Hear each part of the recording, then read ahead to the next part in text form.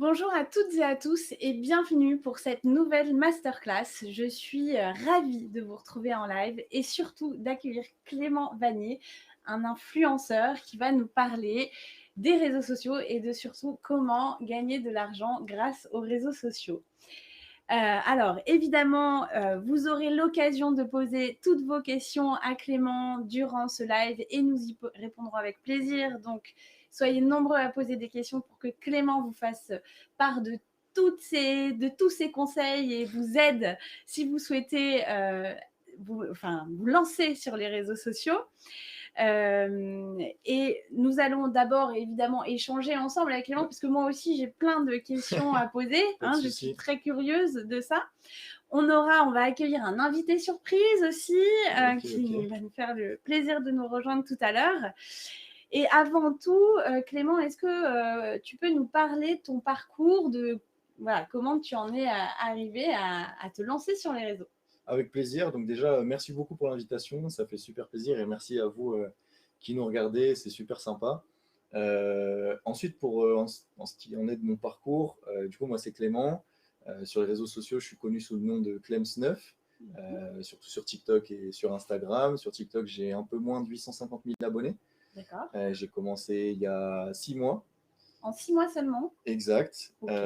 Voilà. À côté de ça, je suis étudiant. Donc, je suis étudiant Ah. en Master 1 en école de commerce. Je fais un Master en marketing digital.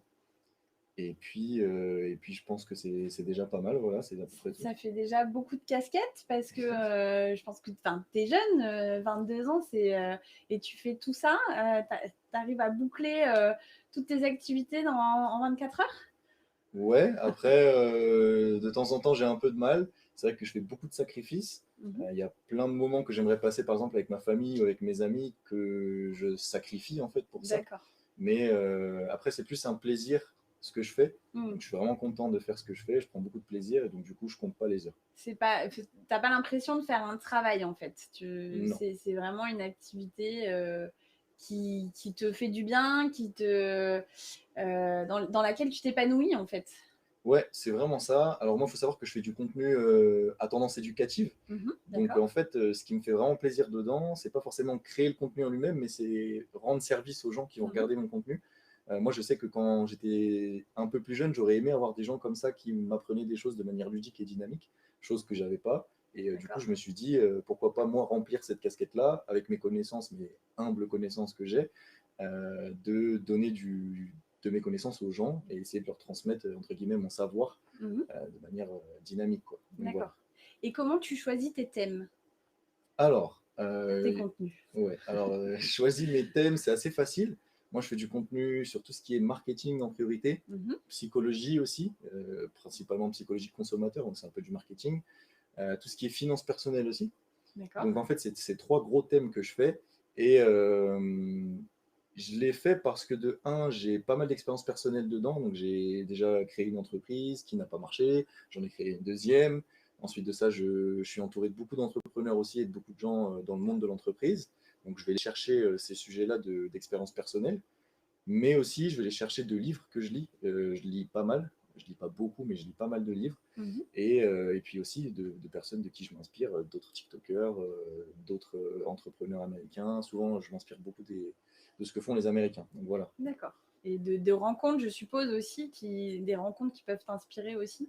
Exact, ouais, c'est ce que je disais. Dans mon entourage, j'ai la chance d'avoir beaucoup d'entrepreneurs. Quand on Mhm. entreprend, en fait, on fait facilement connaissance avec d'autres entrepreneurs et ces gens-là sont souvent des sources d'inspiration. D'accord. Est-ce que tu as un mentor pour faire ce que tu fais ou tu t'es lancé tout seul? Alors, j'ai aucun mentor à proprement parler. Mhm. J'ai des mentors, entre guillemets, des gens que j'observe et que je regarde et que je trouve vraiment hyper intéressants dans leur détermination, dans ce qu'ils font, dans la manière dont ils utilisent le marketing. Donc, c'est des mentors en ligne, entre guillemets. C'est souvent des Américains. Mais, euh, mais voilà, c'est un peu mes mentors en ligne, quoi. D'accord, en ligne. Ok. Et Clems 9, c'est particulier, ça a une histoire Ouais, ça, c'est une bonne question parce qu'il y a très peu de gens qui le savent. En vérité, Clems, c'est parce que ça, c'est très clair. Enfin, parce qu'il n'y avait pas mon nom, il n'y avait pas Clément sur Instagram qui était disponible, donc je me suis appelé Clems. Et le 9, par contre, c'est parce que je joue au foot depuis que j'ai 4 ans. Et j'ai joué pendant toute ma, ma courte carrière numéro 9. Et c'était mon D'accord. numéro, du coup. Du coup, tu suis activement le foot en ce moment? Tu étais devant ta télé Ouais, hier? ouais. Ah ouais, j'étais devant ma télé en train de transpirer tellement j'étais stressé. Ouais, ouais. C'est toute ma vie le foot. On a eu un beau match en tout cas. Ouais, c'était sympa. Merci. Alors, ce que je voulais aussi savoir, c'est comment tu as pris la décision de te lancer sur les réseaux sociaux et pourquoi tu as choisi spécifiquement TikTok? D'accord. Alors, sur les réseaux sociaux, au début, j'ai pas pris la décision de me lancer sur les réseaux sociaux. J'ai D'accord. pris la décision de me lancer sur TikTok, justement, Mhm. parce que c'est pareil, j'ai la chance d'avoir 2 amis, avec qui j'ai joué au foot d'ailleurs, qui se sont lancés sur TikTok et qui, eux, ont des très gros comptes aujourd'hui, plus d'1 million d'abonnés. Et en fait, je les voyais, ils prenaient beaucoup de plaisir, je les appelais, ils me disaient: «Mais tu devrais te lancer, tu rien à perdre au final», et en les voyant, je me suis dit: «Bon, bah, pourquoi pas?» Je pense que moi aussi j'ai quelque chose à rajouter, Bien j'ai sûr. mes connaissances à apporter. J'ai pris mon téléphone, je me suis filmé et ça a tout de suite marché. Pourquoi j'ai choisi TikTok? Parce que pour moi, c'est le meilleur moyen de communiquer une idée facilement et rapidement et de manière ludique sur les réseaux sociaux. Avec le format vidéo court de 20-30 secondes, j'ai trouvé ça vraiment intéressant. Un petit jeu d'acteur aussi, même s'il n'est pas top, je trouvais ça intéressant. Et tu as tout de suite maîtrisé les codes. Parce que je suppose qu'il y a des codes. Comment tu as pu maîtriser ces codes-là? Alors, ça, c'est une bonne question aussi. Au début, j'y connaissais rien. Et en fait, ce que je me suis dit, c'est que j'allais prendre l'application, donc j'allais télécharger l'application, ne rien créer dessus. Mhm. Par contre, j'allais observer beaucoup, D'accord. beaucoup ce qui se faisait. C'est un peu similaire à de la veille, en fait. Mhm, bien sûr. Donc, j'ai fait ma veille pendant 2 semaines. Je me suis abonné à plein de créateurs qui m'inspiraient et je me suis inspiré de leur contenu, de leur intonation, de la structure de vidéo. Et bah, j'ai essayé, je me suis ramassé, j'ai pas fait de vues, j'ai fait des vues, j'ai compris, j'ai analysé mes métriques. Puis au final, avec l'entraînement, j'ai fini par comprendre les codes, mais il n'y a pas de secret, il faut faire, refaire, et voilà. Tu t'es entraîné en fait comme un sportif presque, du coup, ou un Ouais, acteur ouais, qui c'est un peu travaille ça. son rôle. Ouais. Et alors pour toi, quelle est la définition d'influenceur? Ok, alors, Oula, qu'est-ce que j'ai dit?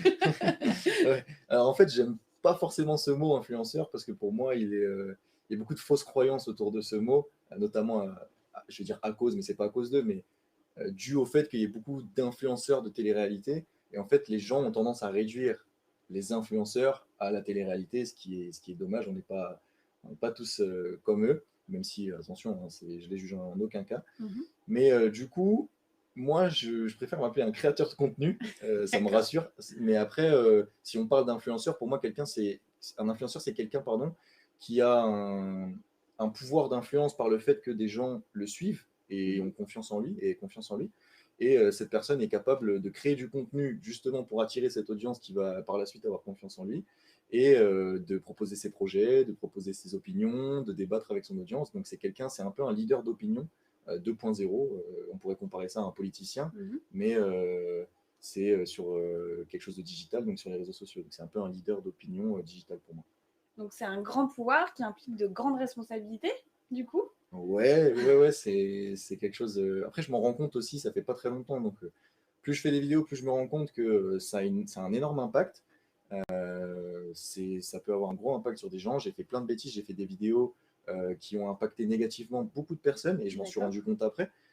Et donc ça, en fait, quand on produit le contenu, on s'en rend pas compte, bien mais sûr. après, quand on reçoit des messages de personnes qui me disent: «Ah oui, mais ta vidéo m'a affecté en tel sens», ou alors «Grâce à toi, j'ai fait ça», on se rend compte que ça casse la barrière du digital et que nos mots et nos actions peuvent influencer d'autres personnes. Donc, Et comment on fait pour éviter ça, justement, avoir une influence négative? Enfin, parce que c'est pas évident de créer un contenu qui s'adapte à tous. c'est compliqué. C'est pour ça qu'il faut que quelqu'un, quand il crée du contenu, il faut qu'il se niche, ce qu'on appelle se nicher. Mhm. Et en fait, ça va lui permettre de rester dans une thématique spécifique. Par exemple, moi, j'ai cité mes 3 thèmes. Et Oui, quand on est dans ces thématiques spécifiques et que la personne, donc l'influenceur, qui maîtrise ces thématiques-là, elle sait les tenants et aboutissants, elle connaît les limites et les barrières de ces sujets-là. Donc, elle peut se permettre de créer du contenu dessus, tout en sachant les répercussions que ça peut avoir. Donc, moi, si j'ai un conseil à donner, c'est que quand on est influenceur, il ne faut pas se lancer dans des sujets qu'on ne maîtrise pas, parce que tout de suite, D'accord. ça peut avoir un impact négatif. Par contre, si on est dans des sujets qu'on maîtrise, et ben là, comme on les maîtrise, on sait quel a un impact négatif et lequel a un impact Je positif. comprends. D'accord. Et le fait justement, enfin, je rebondis quand même sur ce que tu as dit, c'est que influencer, c'est bah, donner, enfin, je sais plus que, j'arrive plus à reprendre ta phrase, mais c'est, en fait, c'est donner des idées à l'autre et c'est aussi l'amener vers quelque Ouais, chose. le pousser à l'action. Voilà, le pousser à l'action. Est-ce que, enfin, parfois, une personne, par exemple, qui ne serait pas bien ou chose comme ça, pourrait être influencée d'une mauvaise manière ou chose comme ça. Enfin, il y a aussi ça, en fait, dans le mot influencer. Et voilà, comment on gère tout ça, en fait. Ça, c'est très très compliqué à gérer, malheureusement, et ça tient surtout à la personne qui va créer le contenu. Mhm. Malheureusement, les autres créateurs de contenu qui ne sont pas concernés ou l'audience peut trop rien faire par rapport à ça. C'est une question d'éthique. Moi, je pense que moi, je fais toujours ça, et c'est important pour vous qui voulez créer du contenu. C'est qu'avant de publier un contenu, il faut se poser la question, est-ce que ce contenu va potentiellement faire du mal à quelqu'un? Mhm. Ou est-ce que après avoir visionné ce contenu, est-ce qu'une personne qui est assez instable mentalement peut faire des choses qu'elle regretterait ou qu'on regretterait? C'est un check qu'il y a à faire avant chaque vidéo. C'est pas facile à faire Mhm, parce bien qu'on sûr. n'est pas tous sensibles au même contenu, on va pas tous réagir de la même manière. Mais il faut quand même se le dire, c'est une question d'éthique. Et malheureusement, il y a plein de personnes qui font pas ce check-là et qui l'éthique ne connaissent pas. Donc voilà, il faut juste faire attention à ce qu'on publie quand même. Ah, ça. Et alors, en 6 mois, enfin, moi, ça m'impressionne, hein, 850 000 abonnés en 6 mois. Ouais. Comment c'est possible? Bah, en fait, en vérité, je me suis lancé en ayant un objectif, c'est d'être le numéro un sur TikTok en France dans tout ce qui est business, Mhm. donc un peu qui regroupe mes trois thématiques. Et je me suis dit, bon, maintenant, je suis jeune, c'est maintenant, je suis assez créatif quand même, enfin en tout cas j'essaye, j'ai des grosses sources d'inspiration, j'ai un bon entourage, c'est le moment ou jamais. Je me suis dit, bah voilà, je vais faire quelque chose. Moi, en plus, je suis quelqu'un, quand je fais quelque chose, je le fais à 300%. Je laisse rien au hasard. Donc, Mhm. bah, j'ai fait ma veille pendant 2 semaines. J'ai été lire tous les articles sur TikTok. J'ai été regarder toutes les formations. J'ai payé des formations TikTok pour comprendre l'algorithme. D'accord. Donc, comme j'aime le dire, j'ai poncé l'algorithme, littéralement. Et par contre, après, bah, c'est régularité, régularité, régularité. On observe nos analytiques, nos métriques, on agit en conséquence et travail, travail, travail, répétition et ça paye. Et donc, c'est, enfin, pour être vu comme ça et développer en fait son réseau sur TikTok, il faut faire combien de vidéos par jour, par heure? Enfin, je ne sais pas trop en fait comment ça se passe. Ouais. Alors ça, il n'y a pas de règle par rapport à Mhm. ça. Il y en a beaucoup qui vont dire que plus on publie, plus on a de chances de faire des vues, ce qui est un peu logique, c'est mathématique. Mhm. Maintenant, il faut aussi se rendre compte que si on publie trop, on peut saturer son audience. D'accord. Donc, il faut trouver le juste milieu entre ce qui va plaire à l'audience, le rythme qui va plaire à l'audience et le rythme que nous, on est capable de fournir. Parce que faire une vidéo par jour ou 3 vidéos par jour, c'est différent, c'est pas le même temps à accorder. Oui, c'est ça, ouais. Donc voilà, moi, je suis parti sur un rythme de une vidéo par jour, D'accord. pas par semaine, parce que ça ferait pas beaucoup. Mais je me suis dit une vidéo par jour au minimum. Et ensuite, je vois. Des fois, j'en fais 2 par jour. Ça m'arrive aussi d'en faire 3 si je fais une petite vidéo ou que j'ai quelque chose à dire à mon audience directement. D'accord. Mais je me suis dit un rythme d'une vidéo par jour, c'est bien sur TikTok. Et tu fais comment? Tu prépares toutes tes vidéos en avance et après tu les diffuses ou tu les fais, t'en fais une par, enfin tu les filmes une par jour. Comment tu fonctionnes en fait? Ça, c'est intéressant aussi. Aussi pour vous qui voulez créer du contenu, c'est intéressant à savoir. Au début, j'ai mis beaucoup de temps à m'adapter et à trouver un rythme de croisière parce que bah, j'ai aussi plein de choses à faire à côté, donc C'est ça? faut que je rentre ça dans mon planning et je pense que vous, c'est la même. Du coup, ce qu'il faut faire, c'est essayer de trouver une technique qui te permet de produire du contenu rapidement, efficacement, et ça fait aussi par la répétition, et surtout trouver un créneau dans une journée ou dans une semaine pour faire mes vidéos. Moi, au début, je faisais du contenu tous les jours, c'est-à-dire que je prenais 30 minutes par jour, je filmais ma vidéo, je le montais. Mais après, au fur et à mesure du temps, je me suis professionnalisé, donc mes vidéos mettaient plus de temps à être montées, plus de temps à Mhm. réfléchir, parce qu'il y a aussi la réflexion par rapport au C'est contenu à ça? faire. C'est ça? Donc, ce que je fais maintenant, c'est que je réserve mon jeudi, donc je réserve 2h30 tous les jeudis, où je suis devant une page Word blanche et je me dis maintenant j'ai scripts à écrire, donc les 7 pour la Mhm, semaine. mhm. Je me mets devant ma page, boum, j'écris mes scripts. D'accord. Ça, c'est le jeudi. Le vendredi, je tourne tout. Donc, j'ai déjà tout écrit. Le vendredi, je tourne tout. Je prends 1 heure à peu près pour tout tourner, vu que c'est rapide comme vidéo. Et du coup, maintenant, moi, j'ai un monteur. Je travaille avec un monteur. Donc, je lui envoie mes vidéos. Je lui envoie mes rushs le vendredi après-midi, une fois que j'ai fini de tourner. Lui, il s'occupe de faire le montage. Il me les D'accord. renvoie le samedi ou le dimanche. Et du coup, j'ai toute la semaine qui est prévue en Qui est quelques heures. prête, quoi. D'accord, je comprends. Et j'ai une question qui m'est venue pendant que tu parlais. Tu m'as dit donc tu étais en alternance, tu suis tes cours, tu as déjà ton jeudi où tu tournes tes vidéos, ton vendredi où où tu les déroches, c'est ça? Moi, je les déroge pas, mais Enfin je non, les tourne, où quoi. tu les tournes. Non, tu les écris le jeudi et tu les Ouais, tournes le ouais. vendredi. Et du coup, le reste de la semaine, tu as peu de temps pour faire l'alternance, les cours, etc. Quand est-ce que tu fais tout ça? Bah ça, je fais pendant la journée, je fais un peu comme tout le monde, rythme 9h-17h en cours ou en alternance, ça dépend là où je suis. Et puis, je travaille beaucoup le soir en fait. D'accord. Je travaille beaucoup le soir. Eh oui. Et du coup, ma question me revient pas, elle va sûrement Ouais, pas de me souci. revenir. Je vais passer à une autre et ça va me revenir. Alors, on a parlé de la construction de la communauté. Donc là, ça a mis 6 mois ou ça fait un petit peu de temps que tu es à 800 000, enfin 850 000 euh, Non, ça a mis 6 mois avant que j'arrive à 850 000. Là, ça fait 6 mois que je crée du contenu. D'accord. Et on passe des paliers Ouais. un peu. Enfin, comment ça se passe? Parce que est-ce qu'on en a 10 000 d'un coup Ouais. Alors, après, ça, c'est spécifique à TikTok. Là, je vais parler par rapport à TikTok. Mhm. Mais TikTok, il y a un effet de viralité, dans le sens où on peut faire une seule vidéo sur un compte TikTok, mais qui va faire des millions de vues. Et forcément, ça va générer de l'attraction et des abonnements. Donc, une personne qui fait une vidéo, qui va, entre guillemets, percer, Oui. elle va pouvoir générer beaucoup, beaucoup d'abonnements. On peut en prendre 20, 30, 50, 100 000 même pour les plus grosses vidéos, en une journée, même pas, en quelques heures. Par contre, quand on fait du contenu éducatif, qui est un peu plus compliqué, un peu plus difficile à digérer en fait, pour la personne qui va visualiser, ça, c'est plus sur la régularité qu'il faut jouer. Donc moi, je me fixe des objectifs, je passe des paliers, donc j'ai des objectifs en tête qui sont personnels que je me fixe par palier, par fin de mois en fait, je fais le bilan à chaque fin de mois. Mhm. Et c'est comme ça que je fonctionne. Je mise pas forcément sur cette vidéo va générer tant d'abonnements, etc. Mais par contre, j'ai des paliers. Et oui, c'est vrai qu'après, sur TikTok, il y a des paliers. Sur TikTok, c'est plus facile d'avoir des abonnés, même si au final, faut quand même y aller pour avoir des abonnés. C'est un peu plus facile parce que l'algorithme te permet euh, d'attraper de la viralité en fait plus Je facilement. comprends. Mais oui, il y a des paliers sur TikTok. Déjà, on peut compter ça en dizaines de milliers d'abonnés. C'est des paliers D'accord. qui sont très compliqués à franchir quand même.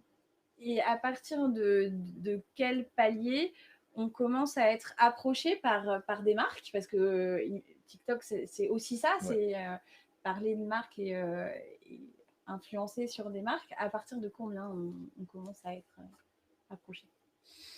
Je suis pas sûr qu'il y ait un chiffre précis.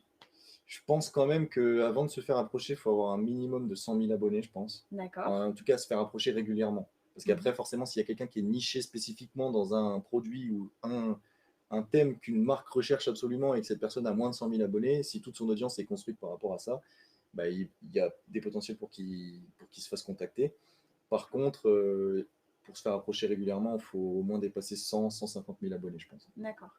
Et c'est ça qui permet d'en vivre, en fait, des réseaux sociaux et d'être influenceur. Alors, Ouais. créateur de contenu. On va utiliser le terme que tu préfères, Ouais. créateur de contenu.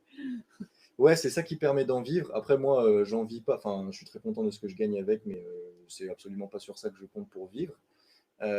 Surtout, je fais très attention à toutes mes collaborations. Je pourrais en faire tous les jours, mais je fais très attention. Mais oui, en tout Mhm. cas, les créateurs de contenu, c'est comme ça qu'ils se rémunèrent. C'est comme tout métier, hein. À un moment Bien donné, sûr. ils ont su créer cette audience-là. Ils ont su fédérer cette loyauté des gens Mhm. qui les suivent, pardon. Donc forcément, à un moment donné, les marques qui n'ont pas eu l'opportunité d'adhérer avec autant de personnes vont aller chercher leur communauté. Et ça a un prix. Et ça peut valoir très cher. Donc c'est comme ça qu'on monétise notre création de contenu, en tout cas. Et c'est vous qui gérez votre carrière? Parce que j'ai entendu parler d'agents Ouais. maintenant, d'un nouveau métier d'agent justement, d'influenceurs, TikTokers, etc. Et vous avez un agent? Alors, Enfin, toi, tu as un agent? oh, c'est pas grave. C'est pas grave. Non, moi, j'ai pas d'agent et j'ai pas d'agence qui travaille avec moi, en tout cas. Parce que moi, je suis un indépendant. J'ai ma société qui gère ça. Je me gère tout seul. J'ai la chance d'avoir des gens qui m'entourent qui sont très bons conseils. Donc, c'est mon choix de ne pas rejoindre une Mhm. agence. Je me suis fait approcher plusieurs fois, mais c'est pas quelque chose que je conseille. C'est Rentrer dans une agence, c'est bien quand on s'appelle Lena Situation ou Squeezie, quoi. Mais D'accord. pour moi, aujourd'hui, je suis pas du tout dans cette phase-là. Je peux même pas me comparer avec eux. Donc ça n'a aucun intérêt pour moi de rejoindre une agence. Et puis, je suis capable de traiter mes collaborations tout seul. D'accord. C'est toi vraiment qui décide tout, qui gère ton influence. Exact. Enfin, tu vas. Ouais, ouais. Parce que aussi, il y a une dimension à prendre en compte, c'est que le monde de l'influence, c'est un monde très très compliqué, très très sombre. Il y a beaucoup de gens, il y a beaucoup d'argent et il y a beaucoup d'arnaques. Et il y a beaucoup de gens qui profitent de la naïveté d'autres personnes. Et donc, il faut faire très attention. Il y a énormément de personnes qui vont s'appeler des agents d'influenceurs, qui vont prendre l'adresse email de tel influenceur, qui vont gérer ses collaborations, donc qui vont tout simplement répondre aux emails et prendre Mhm. des appels avec les marques, et qui derrière vont prendre une commission énorme sur les prix des influenceurs. Donc ça peut être justifié si l'influenceur n'arrive pas à gérer ses Oui, oui, collaborations oui. ou n'est pas apte à le faire. Par contre, moi, ce n'est pas mon cas. Je suis apte à gérer mes collaborations. Je connais très bien le monde de l'influence. Donc, il n'y a aucune raison pour que je signe avec un agent ou une agence. D'accord. Et alors, il y a de plus en plus de monde, de plus en plus de concurrence dans ce domaine, ça se développe et c'est normal, il y a de la concurrence sur le marché. Est-ce que justement, cette concurrence ne peut pas faire que ça fait s'effondrer un peu le marché des marques comme ça qui approchent les influenceurs? Justement, je pense qu'il faut le prendre à l'inverse de ce que tu viens de dire. Parce que si on regarde Instagram, je pense c'est un des réseaux sociaux les plus utilisés au monde. Oui. Je pense que le taux d'utilisateur est énorme. Je crois qu'il y a plus de 2 milliards de personnes ou 3 milliards de personnes qui ont Instagram, si je ne dis pas de bêtises. Mais par contre, la monétisation sur Instagram vaut bien plus cher que la monétisation sur TikTok. Ce que je veux dire, c'est que un influenceur qui a, je vais prendre mon exemple, 850 000 abonnés sur Instagram vaut beaucoup plus cher que moi, en fait. D'accord. Parce que les abonnés sur Instagram valent plus cher que les abonnés sur TikTok. Et pourtant, sur Instagram, il y a beaucoup plus de marques aussi. Sur TikTok, il y a très très peu de marques. Il doit y avoir 5% des marques au total, je pense, même pas. Alors que sur Instagram, il y a la totalité quasiment. Mais pourtant, ça se monétise de plus en plus. Donc je pense que plus il y a de marques qui vont se mettre sur TikTok, plus on va gagner d'argent. Parce que D'accord. plus les marques vont se rendre compte que il y a quelque chose à faire sur TikTok, plus elles vont être prêtes à lâcher des budgets conséquents. Donc il faut vraiment retourner ce que tu as dit Ok. et penser, plus il y a de concurrence, mieux c'est pour nous, créateurs de contenu, en fait. D'accord, je comprends. Et justement, on va accueillir un concurrent et un créateur de contenu également, Hugues, qui a aussi des questions à te poser, Clément. Bienvenue, Hugues. Merci de nous rejoindre. Avant de démarrer, Hugues, je te laisse te présenter afin qu'on puisse savoir ce que tu fais, toi, en tant qu'influenceur. Bonjour à tous, Hugues, j'ai 24 ans, influenceur, c'est pareil, j'aime pas trop le terme parce qu'en plus je suis beaucoup plus petit que Clément en termes de visibilité, donc c'est pas du tout le terme qu'il faudrait employer pour moi, mais sinon je suis un peu comme Clément dans la même niche puisque c'est comme ça qu'on s'est rencontrés, niche plutôt business, tips et astuces de la vie quotidienne, mais nichée sur tout ce qui est autour du marketing et du business, et après finance, donc bourse et crypto. Et vous vous considérez comme concurrent ou pas du tout? Comment ça se passe justement dans ce milieu? Est-ce qu'on est des concurrents? Alors pour la petite histoire, en fait, Clément c'est un peu mon mentor parce que c'est lui qui m'a lancé TikTok. Donc pas du tout concurrent, plus très, très bon pote, donc il n'y a pas du tout de concurrence entre nous et franchement il n'y a aucun problème. D'accord. Donc Hugues, tu as des questions à poser à ton mentor, du coup. Ah oui, aujourd'hui on est là pour savoir comment on fait pour gagner de l'argent sur les réseaux. Donc Clément, combien tu gagnes à peu près environ aujourd'hui sur les réseaux sociaux par mois? C'est la question piège, ça, la question à laquelle je voulais pas répondre. Non, mais je rigole, mais c'est important d'être transparent aussi par rapport à ça. Alors, faut savoir que les réseaux sociaux, c'est très, ça fluctue beaucoup. Hein. J'ai pas de CDI, c'est pas un fixe tous les mois, ça dépend des opportunités, ça dépend de tout ce qui se passe autour. Surtout que moi, ça fait très peu de temps que j'y suis. Pour donner une fourchette, parce que bah, ça sert à rien sinon si je donne pas de fourchette, je peux gagner entre 1500 et 6-7 000 euros par mois au grand maximum. Il y a des grands écarts en fait entre. Ouais, il y a des grands mois à écarts. l'autre. Après, c'est aussi un choix. Là, je dis que je peux gagner 7 000 euros par mois. C'est pas le cas. Je gagne pas 7 000 euros par mois. Mais ce que je veux dire, c'est qu'en fonction des collaborations qu'on me propose, si je les acceptais, je pourrais gagner jusqu'à 7 000 euros par mois. D'accord. Okay. Et est-ce que vous faites des vidéos ensemble? Enfin, est-ce que ça se fait, des vidéos avec deux TikTokers Tu veux répondre, Hugues, ou... Je te laisse répondre. Ok. Ouais, ça se fait beaucoup. Moi, en fait, par manque de temps, j'ai pas forcément eu l'occasion de collaborer avec beaucoup de créateurs. Donc, je suis un peu resté dans mon secteur, dans ma niche. Par exemple, avec des créateurs comme Hugues, où j'ai de très bons amis aussi qui sont sur TikTok. Donc, on essaye de collaborer ensemble, mais on le fait très rarement. C'est un format qui marche. En fait, ça permet de croiser les audiences. Ça marche pas mal. Par contre, il faut avoir le temps de le faire, il faut se déplacer, faut que ça soit cohérent aussi avec ce qu'on fait, parce qu'on ne va pas se mettre à danser avec Hugues, hein, malheureusement. donc voilà, il y a plein de questions comme ça à se poser. Après, j'ai pour objectif de faire plein de collaborations avec plein d'influenceurs, parce que je pense qu'il y a vraiment beaucoup de choses à faire et des trucs marrants. Donc tu le rajoutes à ta to-do list. Ouais, c'est rajouté déjà, c'est prévu. D'accord. Hugues, est-ce que tu as d'autres questions pour Clément? Oui, bien sûr. Clément, est-ce que ça t'arrive est-ce que, en fait, quand tu fais une promotion, tu es totalement transparent et tu le notifies toujours, ou est-ce que des fois, tu fais passer une promotion, entre guillemets, j'ai envie de dire, en douce à ton audience, ou comment ça se passe? Est-ce que tu peux nous expliquer un petit peu? Est-ce que toi, en fait, tu te sens pas obligé forcément de le signaler, ou est-ce que tu le signales? Enfin, comment tu vois les choses? Ouais. Du coup, ça, c'est intéressant comme question, parce qu'au début, je me disais, en fait, j'avais un espèce de syndrome de l'imposteur et je me disais, mais si mon audience voit que je fais de la publicité, eh ben, ils vont se désabonner, chose qui n'est absolument pas vraie. Mais du coup, au début, j'essayais de faire passer ça en douce. D'accord. Après, forcément, au niveau de la loi, on doit absolument mettre que c'est sponsorisé. Donc, il faut qu'on mette hashtag sponsorisé ou hashtag ad. Donc ça, c'était la seule chose que je faisais. Mais par contre, j'essayais de le camoufler. D'accord. C'est intéressant, c'est pas trop intéressant dans le sens où les gens ils se disent oh mais attends, si tu fais un placement de produit, fais-le en fait. Essaye pas de le camoufler, essaye pas de nous prendre pour des voilà. Sois plus transparent. Ça je l'ai compris. Et aujourd'hui quand je fais un placement de produit, c'est très clair, c'est marqué dans la biographie, dans la légende pardon. Et c'est assez clair quand même. D'accord. Et vous ne placez tous les deux que des produits qui sont en lien avec vos contenus ou pas forcément? Ouais. Hugues, tu veux répondre ou? Non, moi c'est très rapide. Hein. J'en ai pas beaucoup et je fais toujours ce qui est en lien avec mon contenu. Et de toute façon, les marques, je trouve qu'elles sont plutôt intelligentes parce qu'elles nous approchent. J'ai très peu de contenu où on me propose des collaborations qui n'ont rien à voir avec ce que je fais. Donc globalement, c'est toujours assez bien ciblé.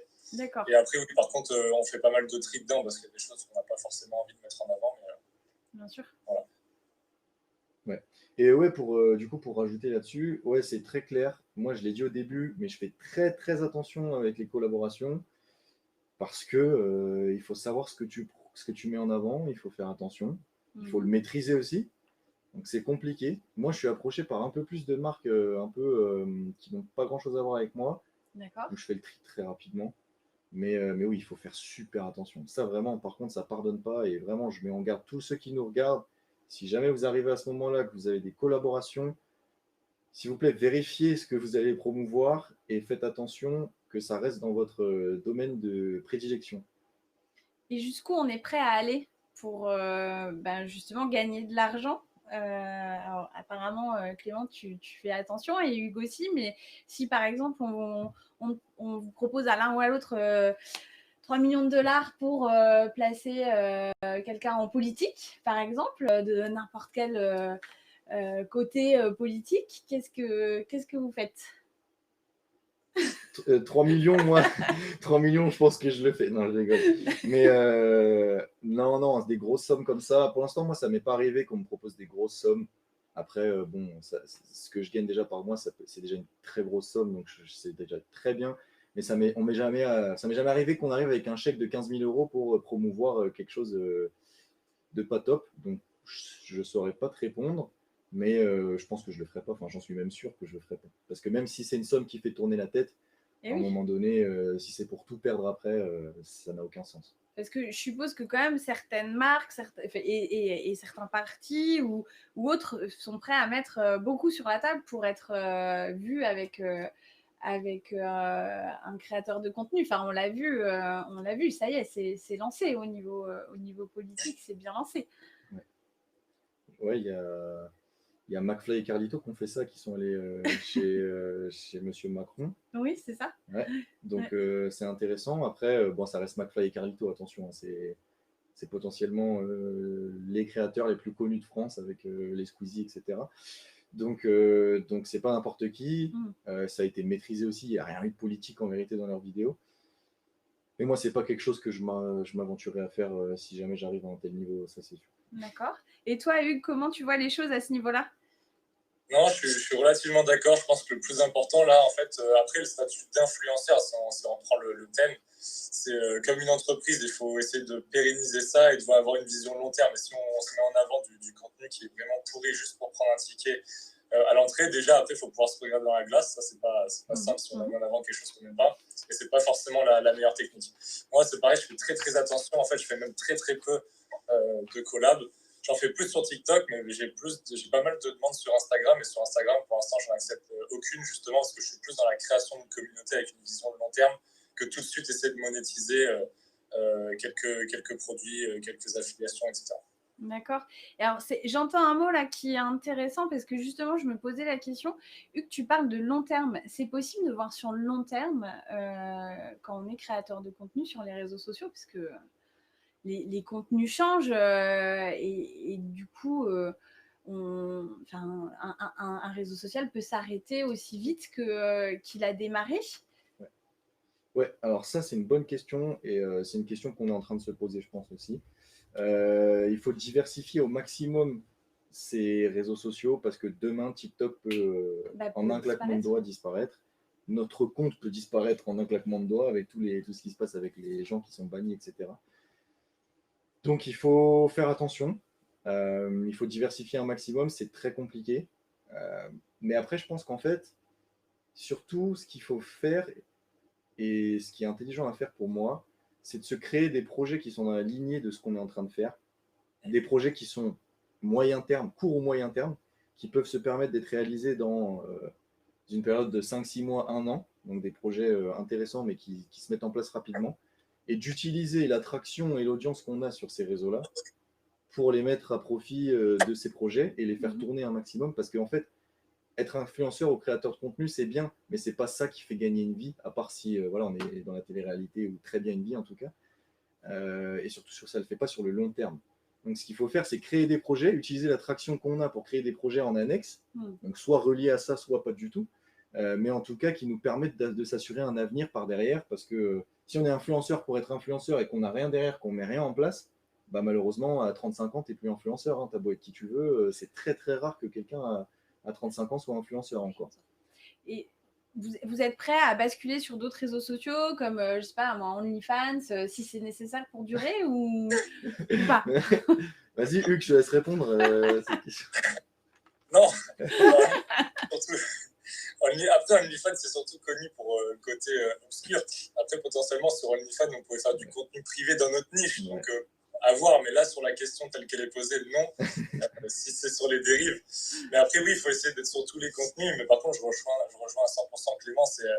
C'est une chance qu'on a d'avoir une visibilité. Il faut savoir justement pouvoir l'aiguiller et servir de notre propre visibilité pour notre propre projet.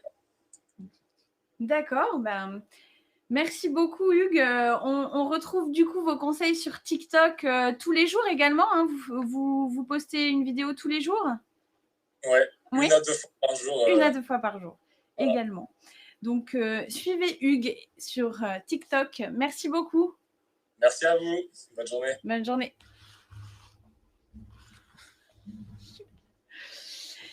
Alors, continuons parce qu'il y a encore plein de choses à voir, Clément, et je pense que tu ne nous as pas donné tous tes petits secrets. Ouais. Si nos jeunes veulent se lancer, est-ce que tu peux me donner 5 conseils précieux pour se lancer sur TikTok? Sur TikTok, Sur TikTok ou sur une plateforme d'influenceurs, de créateurs de contenu. Ok. Bon, on va essayer de prendre TikTok, mais ça vaut aussi, je pense, pour tous les réseaux. Mhm. 5 conseils, je vais les créer en même temps que je parle. Hein. D'accord. Non, je pense que le conseil numéro 1, c'est arrêter de penser à ce que les gens vont dire de toi. Je pense que c'est le blocage principal. Malheureusement, les gens, on a trop.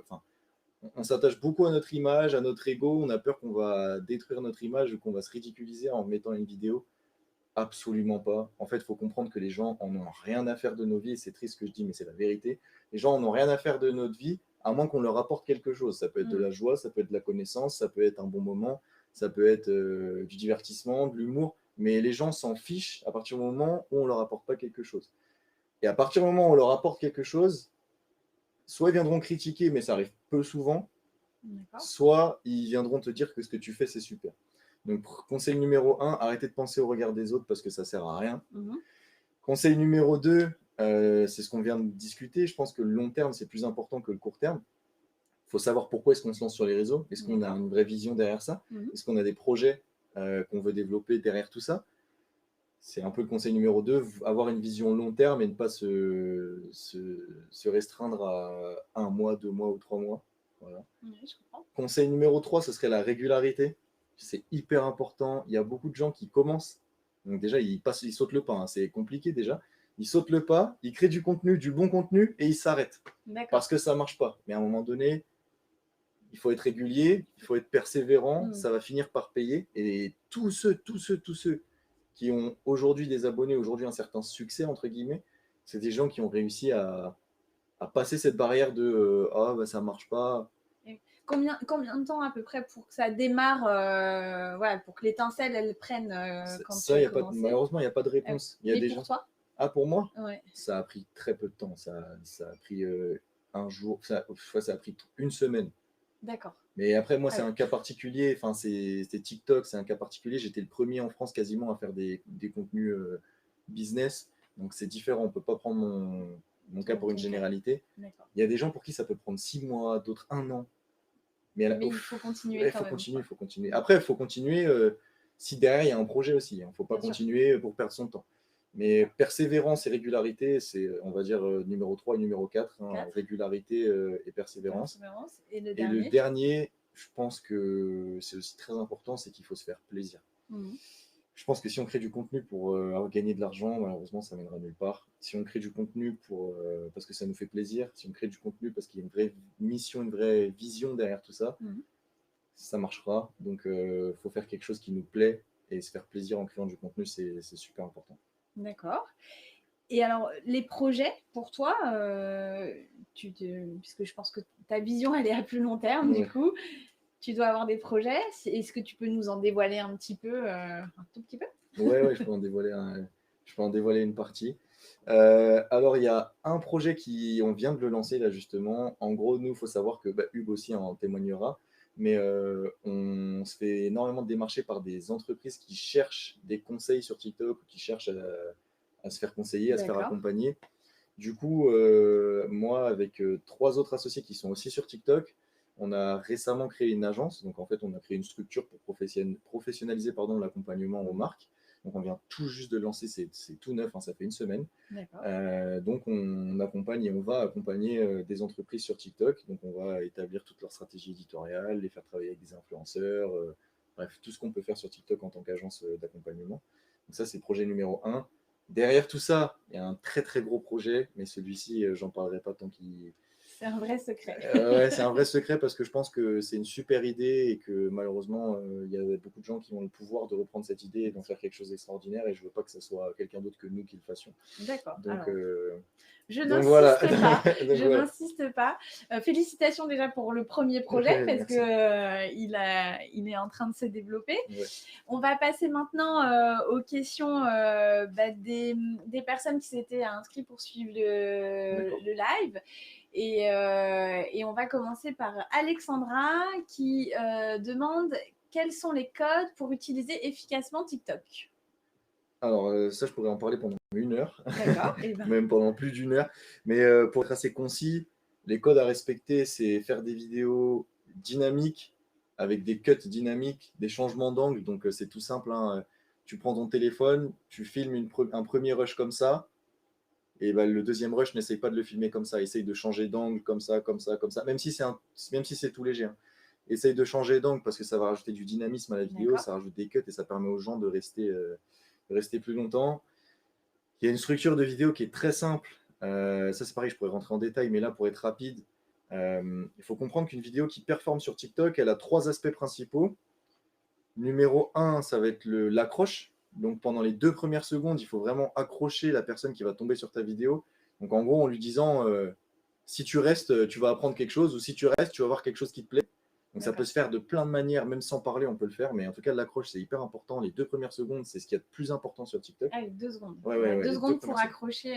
Sinon, la personne passe à la vidéo C'est suivante. exactement ça. C'est assez trash, mais la personne scroll si c'est nul. D'accord. Donc, les 2 premières secondes sont cruciales. Ensuite, il y a ce qu'on appelle le climax. Donc ça, c'est un peu le contenu principal de la vidéo. Donc ça peut durer entre 5 et 30 secondes.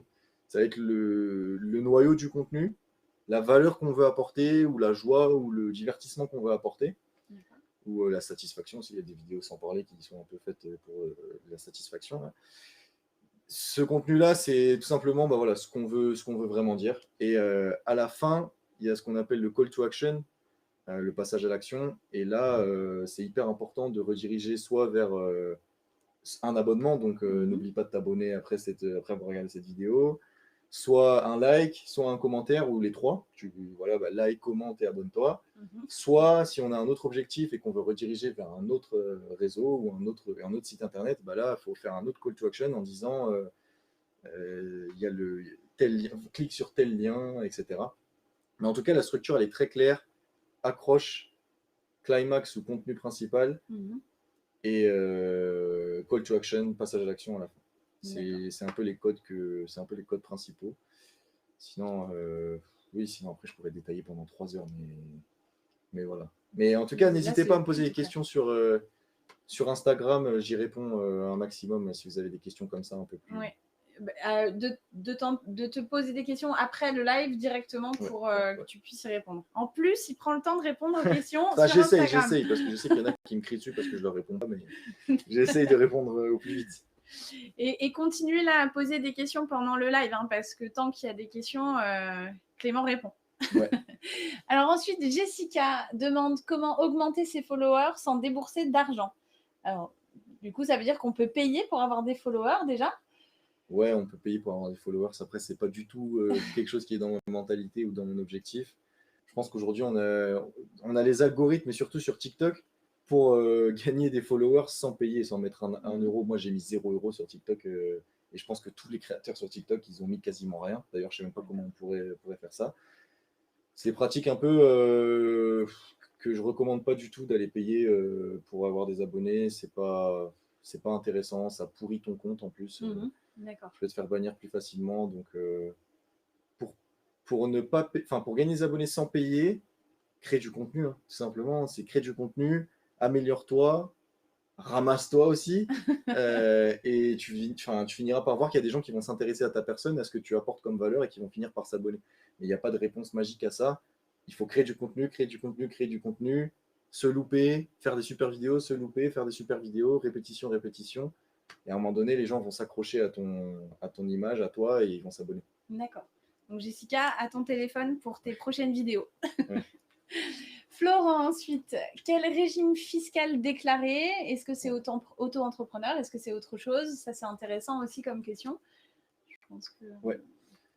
Alors, ça, c'est une question intéressante. Moi, j'ai les deux. J'ai les deux régimes. J'ai une société, une SAS, Mhm. et j'ai aussi un régime de micro-entreprise, donc auto-entrepreneur. En fait, c'est anciennement auto-entrepreneur. Ouais. Aujourd'hui, ça s'appelle micro-entreprise. Micro-entreprise. Ouais. Ouais.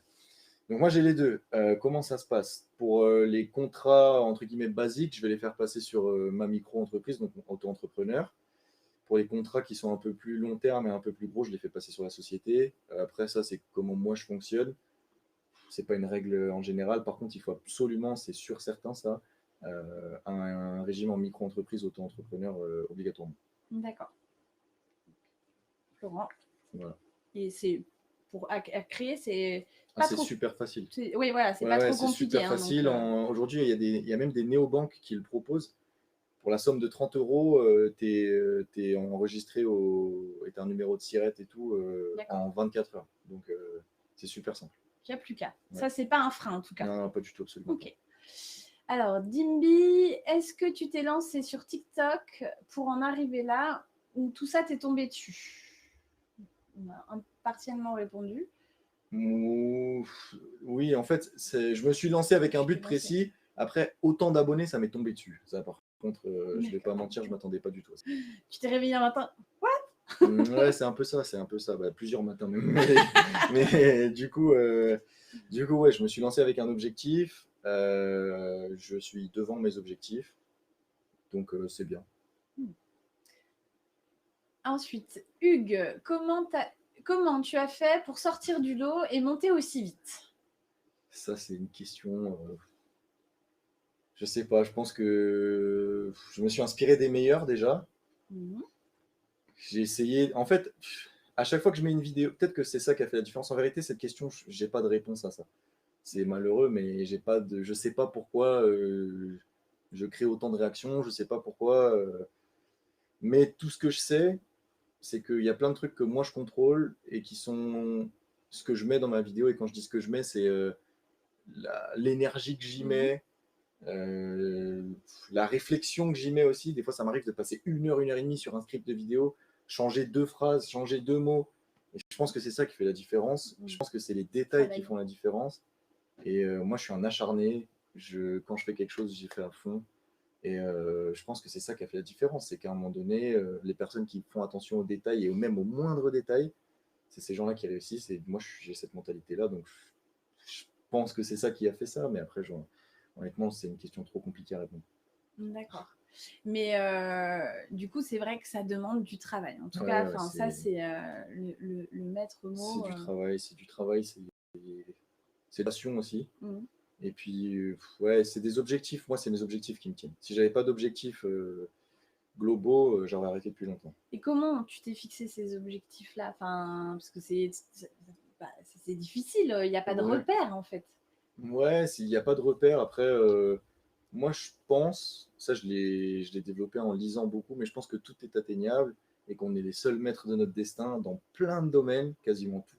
En vrai, on contrôle à 99,9% de notre vie et ceux qui disent le contraire, pour moi, ils ont tort. Donc je me suis fixé mes objectifs, je savais que j'étais en capacité de les atteindre et par acharnement, par travail et par résilience, au bout d'un moment, ça finit par payer. Comment je me les suis fixés? Je me suis dit, en fait, c'est simple, hein, je me suis dit, aujourd'hui, le meilleur TikToker, enfin, les meilleurs TikTokers français, le top 100 peut-être des TikTokers français, ils ont plus d'1 million d'abonnés.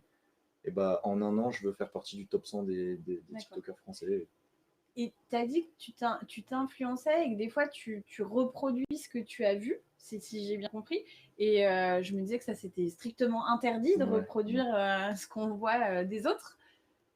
Ouais, alors ça, en fait, il faut comprendre que TikTok, c'est un réseau social qui marche sur un système de trend, en fait. Donc, il y a souvent des musiques qui vont ressortir, que les gens vont reprendre, des danses. En fait, de base, c'est parti de ça, TikTok. C'était Musical.ly, les gens reprenaient des danses. Donc, c'est resté, c'est dans l'ADN du réseau. Et aujourd'hui, ça se décale sur du contenu parlé. D'accord. Donc, par exemple, quelqu'un va faire un concept. Il y a beaucoup d'autres personnes qui vont reprendre ce concept. Moi, c'est grâce à ça au début que je me suis lancé. J'avais repris ce concept de dialogue qui marchait très bien aux États-Unis. Et c'est comme ça que j'ai explosé en fait en reprenant ce concept-là parce que j'étais un des premiers, même peut-être le premier en France à le faire. Et aujourd'hui, je suis connu pour ça, pour les dialogues. Mais s'inspirer Sur TikTok, c'est absolument pas mal vu. D'accord. Après, faire du plagiat, là, ça peut être mal vu. Et encore, ça se fait. Moi, au début, j'en ai fait. J'essaye d'en faire de moins en moins. Donc ça, c'est reprendre vraiment les vidéos A à Z. Tel quel, ouais. Mais je le fais plus maintenant. Je le fais plus et voilà. Après, c'est pas mal vu. Franchement, même en le faisant, c'est pas mal vu. Et tu sais combien ont repris la Clamstouch? Tu sais s'il y en a qui ont repris ta... Ouais, je sais pas. Je pense qu'il y a des gens qui l'ont repris parce que j'en ai vu plein après faire un peu ça, les dialogues là. Mais ouais, si, il y en a quand même pas mal qui ont repris. Après, il n'y en a pas énormément, je me suis fait. Il y a aussi beaucoup de gens qui se sont foutus de moi un peu, mais ça fait partie ça, du jeu. c'est le lot, sans moi, doute. ça me fait rire. Ouais, moi, ça me fait rire. En plus, je le prends bien. Donc voilà.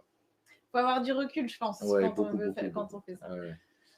Alors ensuite, Clément, est-ce qu'on a le temps suffisant pour gérer tout ça? Ouais. Oui. Moi, je suis partisan aussi du fait que quand tu veux quelque chose, tu trouves le temps pour le faire. T'as beau être président de la République, faut arrêter à un moment donné, quand tu veux faire quelque chose, tu le places dans ton planning et tu t'organises pour avoir le temps de le faire, quitte à réduire certaines autres choses. Il n'y a pas d'excuses. Il y a plein de techniques aujourd'hui d'optimisation du temps. Il y a plein de livres dessus. Pour moi, il n'y a pas d'excuses. Tout le monde a le temps de gérer tout ça. Et c'est pour ça, moi, des fois, j'ai des problèmes avec d'autres influenceurs qui répondent pas ou qui mettent du temps à répondre ou je sais pas quoi. À un moment donné, voilà. Certes, ils reçoivent beaucoup de messages et ceci et cela, mais tu peux quand même un minimum répondre. Moi, je me mets dans le lot aussi. Sur Instagram, j'arrive pas à répondre à tout le monde, mais c'est vraiment parce que j'y arrive pas. Mais voilà. Mais je pense qu'à un moment donné, quand même, on est capable de prendre du temps pour tout. Donc la question de gérer son temps, c'est une fausse question pour moi. C'est un peu. C'est pour se rassurer en fait qu'on se dit j'aurais peut-être pas le temps, mais en fait tout le monde a le temps de faire tout. Ce sont des choix en fait. C'est exactement ça, c'est des priorités. Oui. Si aujourd'hui tu prends le choix de créer du contenu, peut-être que tu vas mettre de côté un tiers des sorties avec tes potes. Voilà, moi c'est les choix que je fais, mais quand tu veux trouver le temps, tu le trouveras. Ok. Ensuite, Florian, comment faire son business plan? Alors ça c'est pareil, c'est compliqué. En vérité sur la création de contenu, il n'y a pas forcément de business plan. C'est plutôt des objectifs de métrique et on atteint ces objectifs-là. Après, sur les projets annexes, là, oui, il faut faire des business plans. Après, ça dépend de tout ça dépend de l'activité dans laquelle on veut se lancer, etc. Ensuite, en tant que créateur de contenu, non, il n'y a pas de business plan à faire. C'est juste des objectifs en termes de métrique, quoi. D'accord. Ok. Alors, Jules, comment fonctionnent les trackers et l'algorithme sur TikTok? Tu as dit que tu l'avais pensé tout ça. Ouais, c'est pareil, mais ça, c'est pareil. C'est des heures et des heures de lecture et je pourrais recracher tout ça. Mais en gros, pour faire très simple par rapport à l'algorithme de TikTok, ça fonctionne différemment de tous les autres algorithmes. Donc, déjà, il faut oublier tout ce qui se passe sur Instagram, Facebook, Twitter et même LinkedIn. Ça ne fonctionne pas du tout pareil. Donc TikTok, quand tu sors ta vidéo, TikTok va présenter ta vidéo à ce qu'on appelle un pôle de personnes, donc une espèce un échantillon de personnes en fait. Donc il va montrer ta vidéo à 10 personnes. Si ces 10 personnes interagissent avec cette vidéo ou restent la totalité de la vidéo, cet algorithme-là va pousser ta vidéo à un autre échantillon de personnes qui va être plus gros, donc 100 personnes. Si ces 100 personnes like, partagent, interagissent bien, boum, boum, boum, ça va monter d'échantillon en échantillon jusqu'à arriver à des millions. Et à partir d'un moment, si ta vidéo n'a plus d'interaction par rapport au nombre de personnes à laquelle elle est montrée, ta vidéo va être stoppée. Donc c'est comme ça qu'on arrive à la fin des vues. Donc ça marche vraiment comme ça. Et l'algorithme de TikTok, il a un système de points. Donc il montre ta vidéo à 100 personnes, admettons. Il faut savoir qu'un like, c'est un point, il me semble. Enfin, c'est faux ce que je dis, mais en tout cas, c'est juste un système de points. Un like, ça va être un point. Un commentaire, ça va être 2 points. Un partage, ça va être 3 points. Un visionnage total, le temps de visionnage est hyper important sur TikTok, c'est la métrique la plus importante. Donc si le mec regarde ta vidéo pendant la totalité de la vidéo, ça va compter 5 points. Donc c'est comme ça. Et donc si la personne like, partage, s'abonne, commente et reste la totalité de la vidéo, quitte la regarder 2 fois, et que ça arrive sur plusieurs personnes, c'est comme ça que boum, ta vidéo va être propulsée. Donc c'est un système de points, l'algorithme de TikTok. Et si la vidéo n'a pas les points, qu'est-ce qui se passe? Elle est coupée, elle se stoppe. C'est pour ça qu'il y a des vidéos qui ne performent pas. D'accord. TikTok l'enlève? Non, il ne l'enlève pas, il ne la montre plus à personne, ou à très peu de personnes. D'accord. Ok. C'est comme ça que ça marche. Ça, c'est dur aussi parce que c'est Ah, complètement. mais c'est super dur. En Enfin, fait, on maîtrise rien faut en tant que savoir, créateur ouais. de contenu. C'est ça. Sur TikTok, il y a un truc qu'il faut savoir, c'est qu'on peut avoir 0 abonnés et faire 300 millions de vues et avoir 30 millions d'abonnés et faire 5000 vues. D'accord. Ça dépend vraiment de la vidéo en elle-même, ça prend pas en compte le nombre d'abonnés. D'accord. Ah oui, c'est étonnant. Ouais. Donc, Jules, j'espère que Clément a répondu à ta question. Ensuite, Benjamin, faut-il beaucoup d'abonnés pour monétiser ses posts? Ah ben ça, du coup, on a un peu répondu tout à l'heure, mais il faut à peu près compter 150 000 abonnés pour commencer à monétiser. Pour commencer à Ouais. ce qu'on soit approché par des marques, en tout cas. Noah, que peut-on faire pour être connu sur Instagram? Qu'est-ce qu'il y a de plus impactant? Alors sur Instagram, je suis pas un expert, mais je sais que ce qui marche, c'est les Reels, donc les vidéos, en fait, le format qu'ils ont repris à TikTok. Ça, c'est énormément poussé par l'algorithme d'Instagram, donc enfin, être connu sur Instagram, c'est compliqué, mais pour avoir des abonnés sur Instagram, ce qu'il faut faire, ce que je conseille, c'est de faire des Reels. Faire les vidéos en Reels, essayer d'être créatif, quitte à reprendre même ses TikTok. Moi, c'est ce que je fais, hein, je remets mes TikTok sur Reels, D'accord. et ça génère de l'attraction, ça génère de l'abonnement, donc c'est ce que je conseille. Après, je suis pas expert Instagram. Bon. Noah, j'espère qu'on a aussi répondu, même si en effet, c'est pas forcément ta cible. Sur Instagram, c'est pas forcément ta cible. Idriss, dès quel âge? Dès quel âge on peut être sur TikTok? Ça, c'est pareil. Je sais pas si je suis apte à répondre à ça, mais je pense que tu peux être sur TikTok, tu peux y être à partir de 15-16 ans, je pense, au minimum, pas avant. Je pense que c'est malsain d'y être avant. Mais oui, à partir de 15-16 ans, tu peux y être. Pourtant, il y a des très jeunes Ouais, sur très, très TikTok. jeune. C'est... Ouais. Et les très très jeunes, normalement, c'est limité à 13 ans, enfin c'est minimum 13 ans, mais il y a des gens qui sont plus jeunes. Donc ouais, ça c'est un peu chiant, mais ouais, pour moi, il faut être à partir de 15-16 ans, ça devient intéressant. D'accord. Sinon, on n'a pas le recul. On n'a pas de recul, on ne sait pas ce qu'on fait, on n'a pas forcément assez de vécu pour savoir justement que nos vidéos vont impacter des milliers de personnes potentiellement. Donc ouais, je conseille 16 ans, 15-16 ans minimum. D'accord. Rémi, comment gérez-vous votre droit à l'image sur les réseaux français et à l'étranger? C'est vrai que ils peuvent normalement, enfin TikTok peut se servir de ton image, non, pour une campagne si la marque le souhaite. Alors TikTok peut. TikTok, bah, je produis sur TikTok, donc ils font ce qu'ils veulent avec mes vidéos. Malheureusement, ça c'est un peu sur tous les réseaux sociaux, c'est comme ça. Les marques, par contre, on signe des contrats, donc c'est au cas par cas. D'accord. Dans le contrat, il y a stipulé quand est-ce qu'ils vont utiliser ma vidéo, à quelle fin. Tout est stipulé dans le contrat, tout est vu avec eux, donc c'est comme ça que je gère mon droit à l'image, c'est vraiment au cas par cas. Donc ça, c'est avec les marques. Mais par contre, sur un réseau comme TikTok, ils peuvent s'en servir. Tout le monde peut s'en servir, c'est public. C'est dans les conditions... Ah oui, c'est public, ça devient mais même, public. c'est une vidéo publique, tout le monde peut s'en servir. Tout le monde peut s'en servir. Ouais. Ok. Ça, c'est pas difficile, ça fait pas peur. Non, ça fait pas peur. Après, faut être solide aussi, faut s'attendre à la critique, faut s'attendre à ce qu'il y ait des gens qui nous aiment pas. Ça fait partie du jeu, mais non, ça fait pas peur. Ça fait partie de la création de contenu, malheureusement. C'est comme ça. D'accord. Et il y a des remarques un peu virulentes, des fois? Ouais. Ça, c'est pareil, hein. Je vais pas l'apprendre à qui que ce soit qui crée du contenu, mais il faut être solide, il faut s'accrocher, il ne faut pas retenir tout ce que les gens vont dire, parce qu'il y a beaucoup de gens qui ne se rendent pas compte de ce qu'ils laissent comme commentaire. D'accord. Mais oui, il faut quand même être solide mentalement pour essuyer les critiques, qui sont parfois très virulentes. Ouais. Donc ça, c'est important à prendre en compte, je pense. Hein, si vous voulez vous lancer, il faut savoir que vous aurez des critiques parfois très difficiles et il faut vraiment, vraiment prendre du recul. Ensuite, Thomas, comment gérer un bad buzz? Ça t'est arrivé? Ouais, ça m'est arrivé. Ça m'est arrivé plusieurs fois, très récemment d'ailleurs aussi. Comment gérer un bad buzz? En buzzant sur ton bad buzz. Je pense que c'est la meilleure chose à faire. Si tu arrives à buzzer sur ton bad buzz, t'es un génie. C'est compliqué à faire, mais c'est ce qu'il faut faire. Et puis quand tu fais un bad buzz et quand tu fais une bêtise, moi ça m'est arrivé justement il y a quelques jours. C'était quoi la bêtise? C'était que j'ai montré un site en fait qui était un site illégal, mais je m'en suis pas rendu compte. D'accord. et ça a causé plein de problèmes, bref, par rapport à l'illégalité du site. Donc, je me suis excusé. J'ai fait une vidéo que j'ai postée tout à l'heure, d'ailleurs, où je me suis excusé d'avoir incité les gens à aller sur ce site alors que c'était illégal. Mais après, bon, c'est un bad buzz léger. Mais pour sortir d'un bad buzz, de un, il faut l'accepter, il faut le réaliser. Il faut arrêter de s'attirer les foudres des gens aussi en leur répondant. Donc, par exemple, si tu fais un bad buzz et que les gens t'insultent, il ne faut pas leur répondre en leur insultant parce que c'est nul. Mais il faut essayer de buzzer sur ton bad buzz, donc soit par ta sincérité et ton éthique en disant bah voilà, je reconnais mon erreur et je suis humain, je fais des erreurs comme tout le monde, pardonnez-moi. Ça, c'est la manière gentille de le faire.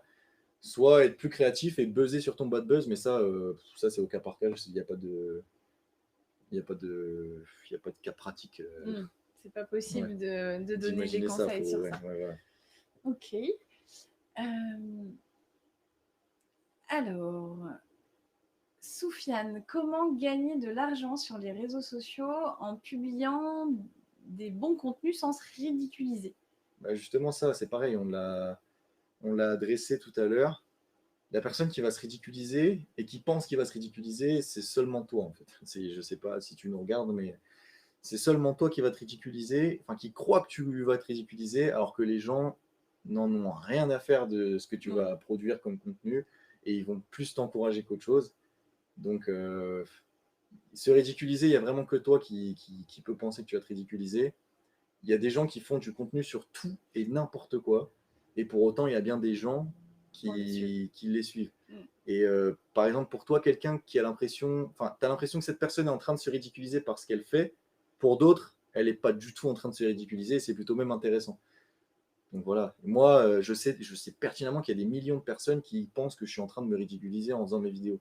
Par contre, il y en a des centaines de milliers qui pensent que ce que je fais, c'est intéressant. Donc après, c'est savoir jauger avec ça, mais personne ne se ridiculise, ça c'est clair. Et être sur les réseaux, c'est essentiel, c'est important pour les métiers de demain d'être sur les réseaux. Donc, il faut vraiment dépasser ces angoisses-là de ne pas oser, en fait. Je pense que vraiment, il faut oser sur les réseaux et y aller, en fait. C'est essentiel. Ouais, c'est clair. Elaya, comment as-tu fait pour devenir connue? Alors déjà, connu, c'est un grand mot, je ne suis pas connu. Après...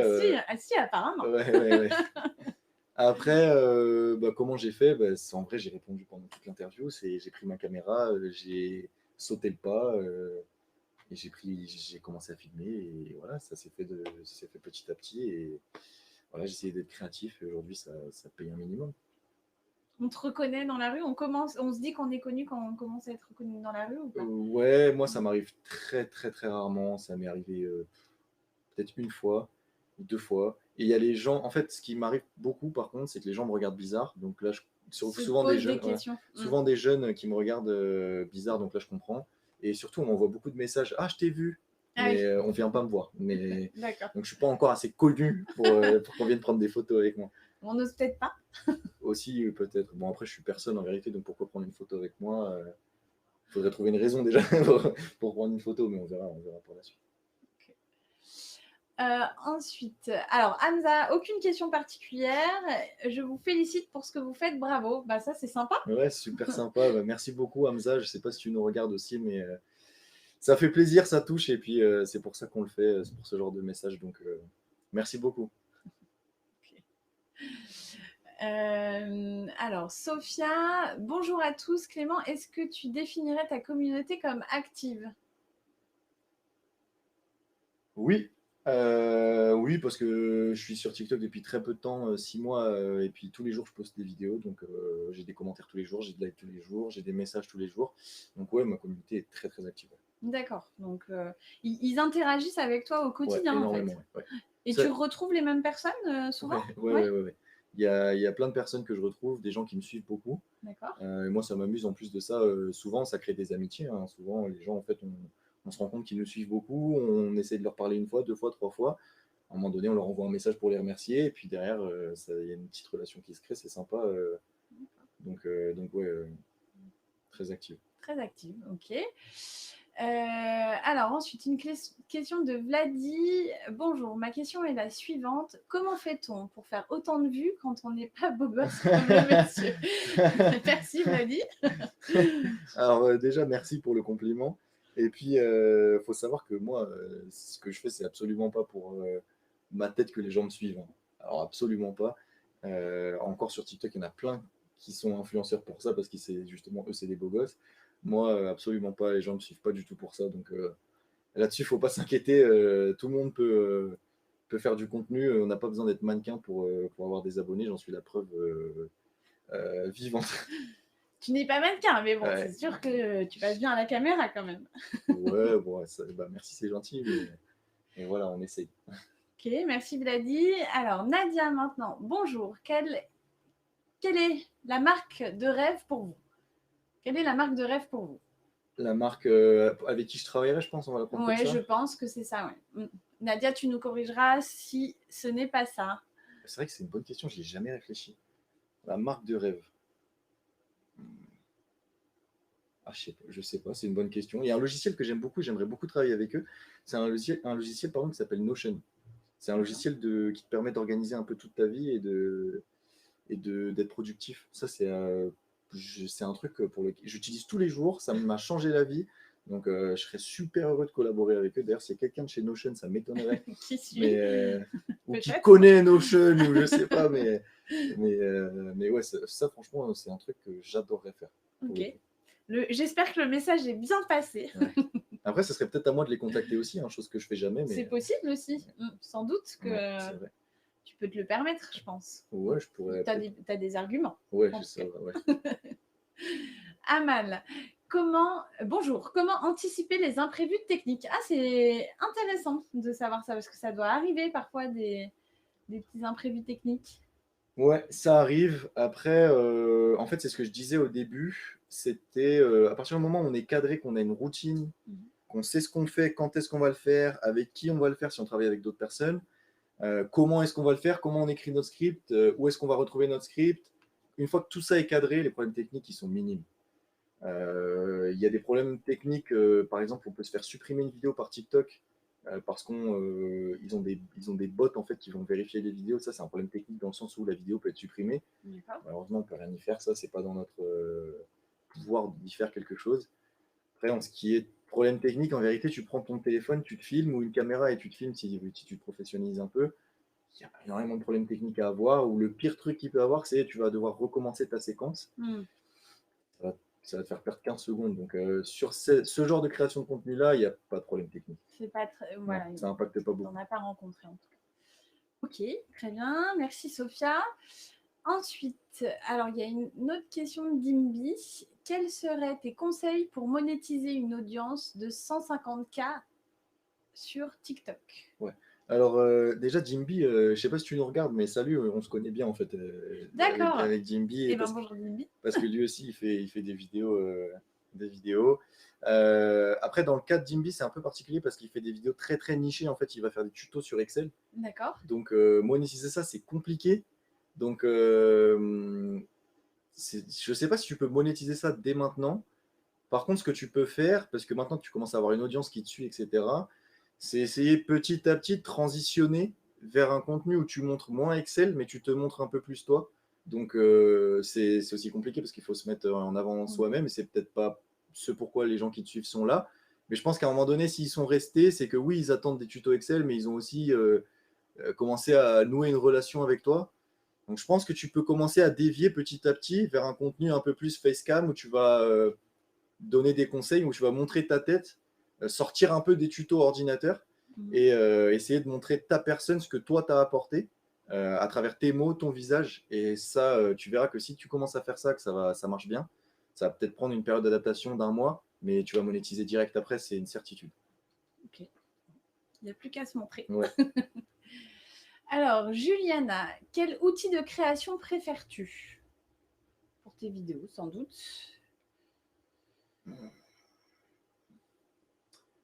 Outil de création, je préfère. On va parler création vidéo, je pense.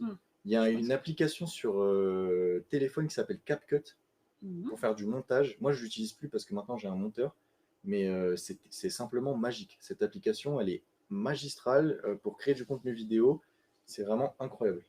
Donc, s'il y a une application que je vous recommande pour créer du contenu vidéo, faire du montage qualitatif, on peut faire des cuts, on peut faire des zooms dynamiques, on peut faire des transitions, on peut rajouter du texte, on peut mettre du texte dynamique, on peut rajouter des photos en animation. Vraiment, c'est du montage de très très haute qualité. On peut détourer des vidéos sans fond vert, ça c'est hyper intéressant. Donc tu te mets sur un fond basique et ça va détourer ta vidéo, mais de manière propre en plus. Hein. Et c'est gratuit. Donc je pense que c'est CapCut l'application que je préfère. Et les vidéos, tu les tournes avec un téléphone ou... En fait, moi je les tourne plus avec mon téléphone maintenant, depuis quelques mois. Je tourne avec une caméra, mais ça m'arrive encore des fois de tourner au téléphone pour faire une vidéo rapide. Donc avant, je le faisais au téléphone. D'accord. Très bien. Alors, Valentin, pourquoi avoir évolué du make money au contenu éducatif? TikTok, Shadowban, le make money. Ouais. Alors, Valentin, c'est pareil. Si tu nous regardes, salut, on se connaît un minimum. Il y a du vocabulaire, je pense, là. Ouais. Alors, le make money, c'est du contenu. Comment gagner, je sais pas, 50 € par jour en faisant ça, en fait. D'accord. Donc, au début, moi, j'ai commencé avec ça. Donc, j'avais des petites techniques que je faisais quand j'étais un peu plus jeune. Par exemple, revendre des paires de chaussures. Et je disais dans ma vidéo comment gagner 100 € par jour en faisant ça, en revendant des chaussures. Et donc, je suis passé de ça à du contenu éducatif. Okay. Pourquoi c'est pas parce que TikTok ban. Shadowban, c'est quand TikTok supprime les vidéos. Ok, alors je connaissais ban, mais pas Shadow. Shadow, c'est un peu. En fait, Shadow, c'est. Shadowban, ça va maintenir tes vues à un certain palier que tu n'arrives plus à dépasser pendant une certaine période de temps. Mais non, c'est pour répondre à ta question, c'est pas pour ça. C'est parce que je voulais me professionnaliser, apporter plus de valeur et qu'à un moment donné, des techniques pour faire de l'argent, il n'y en a pas illimité, alors que des connaissances, c'est illimité. Donc c'est un peu pour ça que j'ai transitionné là-dessus. D'accord. Et tu te fais peut-être plus plaisir aussi, ouais. avec et puis j'apprends des choses aussi. J'apprends en créant mon contenu, j'apprends. Donc c'est win-win. Ok. Alors Marc, tu te fais supprimer ton compte demain, tu recommences? Ah ouais. Direct. Je reprends mes vidéos et puis je les reposte. Hein. Malheureusement, je serais obligé. Donc, puis en plus, les gens me connaissent maintenant, donc forcément, ça me mettrait une claque monumentale. Mais bon, les gens me connaissent, voilà, ça serait chiant, mais ça fait partie du jeu. Il faudra l'accepter, mais ça n'arrivera pas. Croisons les deux. Jinine, ton école sait que tu es célèbre, t'aide-t-il? Alors non, après malgré moi en fait ils le savent. Moi je suis quelqu'un je déteste m'exhiber ou parler de ce que je fais. Mais après quand ça déporté comme ça malheureusement ça se voit. Donc ils le savent. Est-ce qu'ils m'aident? Oui et non. J'ai de très bonnes connexions là-bas, mais c'est pas pour ça que j'ai envie d'être à l'école. Donc c'est aussi moi qui vais pas demander leur aide. Mais je pense que je vais le demander de plus en plus parce que je pense qu'il y a de belles choses à faire avec mon école, qui est quand même une grosse école de commerce. Mais non, ils ne m'aident pas, mais parce que je ne leur demande pas de m'aider. D'accord. Ils ne te facilitent pas l'emploi du temps, des choses comme ça? Non.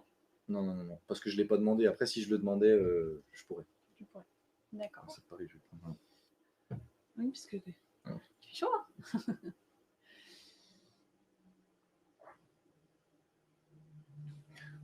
Alors, Loïc, qu'est-ce que tu penses du terme influenceur versus créateur de contenu? On a répondu à cette question, mais pour répondre rapidement, je préfère largement créateur de contenu et j'aimerais bien qu'on m'appelle influenceur si les gens n'assimilaient pas influenceur directement à télé-réalité. Donc c'est juste pour ça en fait que je préfère qu'on m'appelle créateur de contenu. Après, en vérité, c'est vrai, maintenant, à partir d'une certaine jauge d'abonnés, on est influenceur, même si on ne veut pas qu'on malgré tout, oui, tu le deviens forcément. Exact. Alors, Diffleur, un futur pro à l'ITIC. Ça,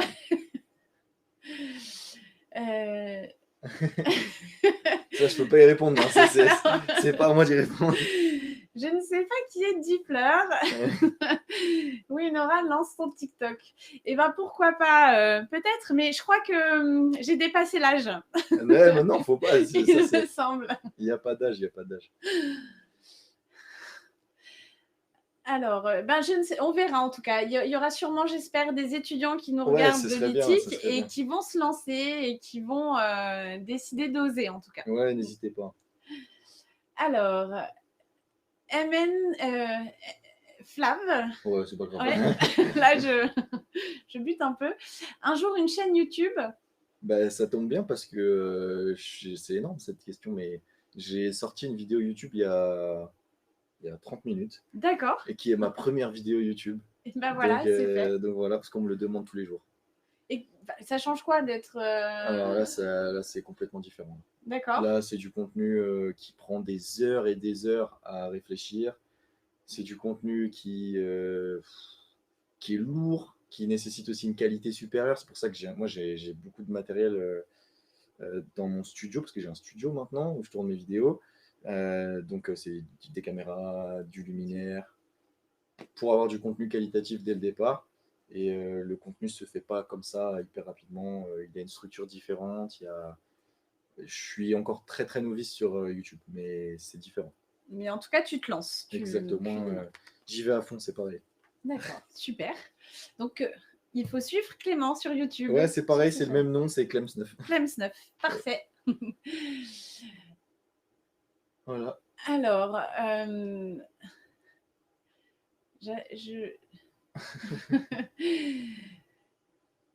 alors, on a un petit message. J'aime bien tes vidéos J'aime bien tes vidéos. Alors, on attend que ce soit. Beaucoup plus de visibilité. Tu mériterais beaucoup plus de visibilité de la part de Driss sur TikTok. C'est gentil. Ok, bah, merci, c'est énorme. Ça fait plaisir, c'est pareil. Merci beaucoup. Alors, donc, je crois que c'est la fin des questions. Super. Il me semble qu'on on a fait le tour de toutes les questions. Mais comme tu le disais tout à l'heure, tu y réponds aussi sur Instagram si certaines vous viennent par la suite. Exact. Donc, merci Clément pour tout ça, pour nous avoir fait découvrir ton univers parce que c'était très intéressant et ça permet de se dire que on peut se lancer. Donc, à tous nos étudiants et toutes les personnes qui nous suivent et qui se demandaient s'ils voulaient y aller, ouais, il faut y aller. N'hésitez pas. Lancez-vous. Lancez-vous et on se retrouve pour notre prochaine masterclass à la rentrée. On fera également un webinaire sur nos spécialités. Donc, la beauté bien-être, la politique, la culture, le gaming, le RSE, le fundraising. Donc, suivez ce webinaire pour choisir vos spécialisations en tant qu'étudiant. Et à bientôt. À bientôt tout le monde. Merci beaucoup. Suivez-nous sur les réseaux sociaux, évidemment. On est également sur TikTok, Twitch, YouTube, Facebook, Twitter, Instagram. Donc, continuez à nous suivre. Merci à toi, Clément, et à bientôt. Avec plaisir, à bientôt.